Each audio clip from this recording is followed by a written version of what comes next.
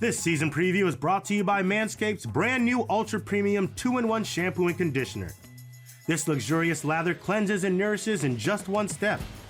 Using coconut water, green tea, and aloe, this non-greasy daily formula is naturally hydrating and rich in antioxidants to revitalize the look and feel of your hair.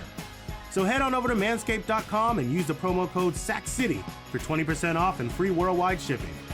The new Ultra Premium 2-in-1 shampoo and conditioner from Manscaped. Take care of hair everywhere. The Chicago Bears is the final team today. On our season previews. Last season they finished 6-11. This season might not go as well. This is why I wasn't worried about taking too much time with the 49ers, because this team is not going to take very long. That may be true. The Bears this season, obviously, new head coach Matt Eberflus comes in. Justin Fields has another year under his belt. They lose Allen Robinson on the offense. It's going to be Darnell Mooney who will lead this wide receiving group. Maybe we sprinkle in a little Velus Jones, the senior citizen discount of Velus Jones. AARP. Oh, goodness gracious. Okay, this offense, though. What do you want to see from Justin Fields this year that will help his cause? This is tough because I don't think Justin Fields has been given a great situation or put in a great situation with the weapons that he's been provided. Obviously, David Montgomery is serviceable. He's a good back. Darnell Mooney's a nice piece. But I don't think they've put the players around Justin Fields in order to really look at Justin Fields and say, oh, no, we need to see this. Oh, if he does it, then we're worried about his future. I'll be honest. I was highly impressed with Justin Fields in preseason. And I get it was preseason. But the things that I saw was different than what I saw last year. And I don't know if it was an offensive schematic thing. I don't know if it's a confidence thing, just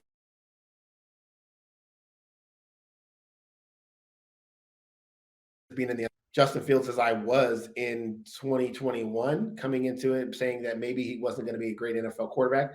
I'm even more excited for him this year, although I don't think the Bears are going to be more exciting to watch, or maybe it doesn't even translate into production right away for Justin Fields. But what I've seen from him from a mental standpoint, being able to overcome some of the things he's been able to overcome, it gives me encouragement that if he gets the right pieces around him in the right situation, that he can be a great quarterback, which is what they drafted him to be. Do you see a season, and we just talked about with Trey Lance, do you see a similar situation to where like Matt Eberflus has to let Justin Fields like unleash him, like you said with Trey Lance? Like he has, because last season obviously it was just a really just weird season for Justin Fields. Do you think this year is like one of those years where you need to have Justin Fields cook? No, but I think it's different. I think it's because they don't have the talent like the 49ers have of an Ayuk, a Deebo Samuel on the outside, a George Kittle, the running game, the offensive line. I think everything with Trey Lance was set up to allow him to just go out and play. With Fields, you got to kind of be a little bit smarter about it, right? You can't just go back, drop back, and do your thing because their offensive line is terrible and you're going to kill them. So I think it's different. I think they just have to be smart with Justin Fields. They have to scheme their receivers open. They have to like do more for him than the 49ers would have to do for Trey Lance. And I think that's the difference. What I want to see from Eberflus and them is honestly get the run game going as best they can. And I know their offensive line is not good, but he's a defensive-minded coach. Allow their defense to get better and create extra possessions for Justin Fields. Justin Fields will make plays, and he's going to make mistakes. They have to be the type of team that when Justin Fields does make a mistake, that their defense can hold somebody, that they don't give up points, that they can create turnovers on their own so they can get the ball back to Justin Fields. This is a wait-and-see long game approach for the Bears, and until they get some pieces around Justin Fields that look like NFL pieces, I think they're going to just struggle as a team in general, and that'll directly like align with how we feel about Justin Fields. It sucks, but so you think they have to continue being patient and balanced with Justin Fields, because if they let him say, okay, go out and make these plays or go out and try and do something, that because of the way the dynamic of this team and the way it's set up and the way it's built, Justin Fields will end up hurting himself in the long run if they let him. Did you watch that offensive line last year and watch how Justin Fields got killed? And then in the preseason, they still couldn't block nobody. Yeah. He is not going to make it through the season if they do not find a way to protect him, both from the offensive line standpoint and in their schematic with the way they're drawing up plays. So it's important. They need to realize that we've seen enough that, okay, he could be our future. We just don't have the pieces around him to make that happen right now. So we need him to play because we need him to get that experience, but we need to protect him. So it is more of a cautious approach with Chicago than it would be with the 49ers. Yeah. Yeah. Wait, you telling me that this offensive line doesn't improve now that they've signed Alex Leatherwood? That told me all I needed to know how they felt about their offensive line. They were dead. Yeah. They're like, bring in anybody that could possibly help us change this. And then they brought in Alex Leatherwood. On the defense side of the ball, though, there are some players that we like, at least some young players that we liked in this draft process. Former Penn State safety Jaquan Brisker comes in as one of their starting safeties this year. We liked him during the draft coverage that we did. They brought back Roquan Smith. They're going to have him play out his rookie, the last year of his contract. Still have Robert Quinn there. Is there a player that you're keeping an eye on most this year with the Bears defense, or is it kind of just status quo with a bad team? I mean, the defense is like, would the defense be the highlight of this team? Like that's their. Sorry, I'm asking too many questions here. Go ahead. Well, which one am I All answering? All of them. I'll say this: their defense. I expect their defense to be I won't say the highlight, the best part of their team. But I also have a lot of confidence in their young players. I actually really, really like Jaquan Brisker, and I'm grown to like Kyler Gordon. I think the size of Kyler Gordon worried me, but then they moved him into the nickel spot, and I think that's good for him. So I like their defense. And Roquan Smith is one of the best will linebackers in football. He's a straight dog. Robert Quinn led the league in sacks, and he's an excellent pass rusher. Not great against the run, but he can get after the quarterback. So I do like this defense a little bit. Not much depth there, but I do think they have some playmakers. I do think they can create some turnovers, get some things going on the defensive side of the football. I don't know that I'm watching one specific group. Maybe if I had to pick a group, I would say the back end, just because they have two young guys back there that I'm really excited about. Yeah. And then you got Eddie Jackson, who's a veteran in this league, who knows what it takes to win. So having that experience could help them. And if they can cover, if they can get guys that can make plays on the back end, it'll allow the guys like Robert Quinn to create some plays and Roquan Smith to kind of roam freely run across the field. So probably that back end. I think they have it in them to make some plays. But again, this is going to be not one of the more talented teams when you look at roster, very similar to some of the other teams we've talked about earlier this offseason. Yeah, and that's kind of where like the what to watch for kind of falls with this Bears team as a whole on the offense side and the defensive side. It's just the development of it's the easy answer. It's the development of the young talent that they have. How does Justin Fields look in year 2? How involved do you get Cole Kmet into this offense? That's a player that we're kind of keeping an eye on as well to take the next step into a solid tight end role. And then on the defense, you said it right there, the secondary with Kyler Gordon and Jaquan Brisker coming in and seeing how they develop in year 1. It's all about development this year for the Chicago Bears. And how could we forget, man? Equanimous St. Brown is on this team. It's a big deal. It's a big deal. Uh-oh, I froze you. I froze you by saying Equanimous St. Brown. Yeah, he's just frozen. That's what he is.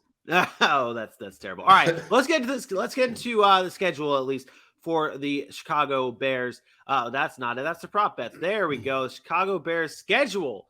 Aaron, what are you looking out for most when it comes to the schedule? Is there a certain stretch of games or maybe a storyline that you're watching for? Where do the wins come from? I think that's what you're looking at. You're trying to find teams that they can actually beat, and maybe there's 6 on the schedule that they can actually beat. Barring any upsets, we know this is the NFL, things happen. But Houston, New York, Washington, Detroit, Atlanta. That's it. That's it. There might be 6 games that you actually could win. You probably say we give them half of that. I'll be honest. I'll go right into my record prediction. I got them getting 3 wins, 3-14. It's not pretty. I have them beating Houston in Chicago, Washington in Chicago, and Detroit in Chicago. Chicago's a tough place to play. It could be windy, weather, whatever goes on there. But outside of that, I'm having a hard time finding wins. It's at the Giants. It's at the Jets. There's not many wins left on that schedule for me. And so I have them 3-14. And the reason why, and you guys will be able to see our Atlanta Falcons preview on our YouTube page, we had a prop bet of whether or not they were going to be the worst team or not in the NFL. Aaron gave his answer, and I didn't give mine because I think the worst team in the NFL ends up being the Chicago Bears at 2-15 with their schedule. I have them beating Detroit at home, and then I have them surprising us all and getting a win at home against Minnesota at the end of the season. Although as I look, honestly, that was almost a generous win that I gave Chicago here, because I do think maybe at the end of the season, Minnesota's battling for a playoff spot and they're not going to want to lose that game against Chicago. So like, that's where I might waver, but I don't want to be that as disrespectful and only give this team 1 win without completely changing everything. Maybe they beat Washington. Maybe I can flip flop that win and say they beat Washington at home. So let me, and I'm going to do this because I'm going to give some love to the Bears, and I'm going to defend them a little bit. Would you say that the Bears are more talented or less talented than they were last year from a team perspective? From a team perspective, I'm thinking about the only pieces they lost last year really was Allen Robinson. Yeah, who didn't do shit last year. That's what I'm thinking. I'm trying to like look back and see like what did they actually lose this past offseason that says, okay, like they're not. I mean, you lost Allen Robinson. You lose. Is that no? Yeah, you lose. Yeah, so I would say that they're slightly worse than what they were last year. Just because of those pieces that you lose, but like not. Not that.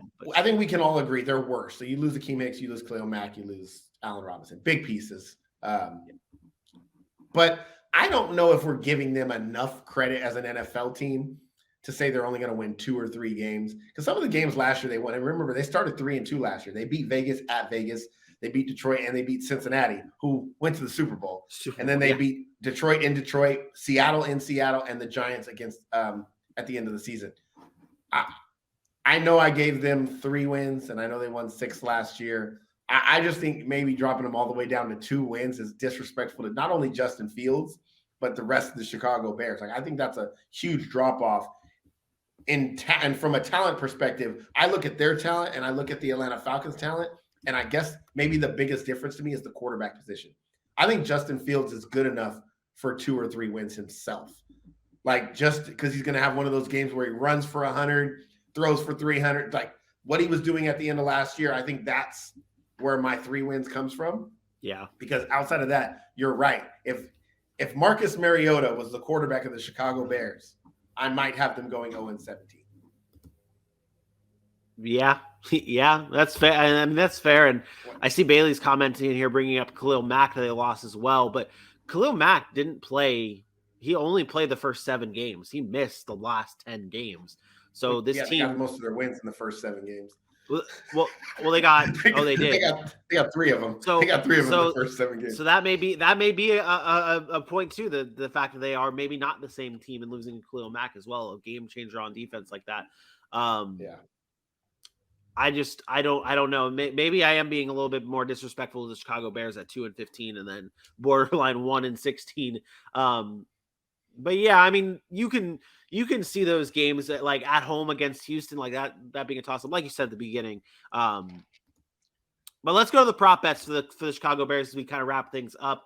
Under 4.5 wins at plus 190. So the odds makers are giving them a little bit more credit than we are. Over 18.5 Justin Fields passing touchdowns at plus 100, and over 800.5 David Montgomery rushing touchdowns, rushing yards, I should say, is at plus 100. I don't understand the rushing over-unders and the disrespect these running backs are getting. I wish I could tell you, but I'm not an odds maker. 800 over. I mean, I'm taking the David Montgomery, and I don't even think it's particularly close. The dude played 13 games last year and ran for 850 yards. Like, give me that all day. Yeah. I don't. He's never been under 800. I don't know where that. He has nobody threatening him for carries. Like what?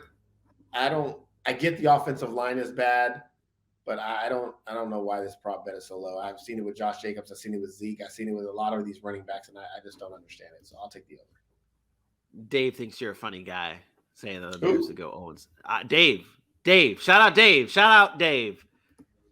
Dave says that you're a funny guy for saying that, but I think it's the Marcus Mariota is bad, man, and the roster for the Bears is bad, and unfortunately, they don't have the talent. You keep up when you compare their roster to some of these other teams. You're like, where are they good at? Offensive line is terrible. Hey, Roquan Smith, shout out Roquan Smith. That's it. Outside of that, like, where do the Bears have talent at? David Montgomery's a nice piece. Darnell Mooney's a cool wide receiver too. But Justin Fields is going to have to carry that team. He's going to have to run and throw his way to 3 wins, like I said. Yeah. 3, yeah. Oof.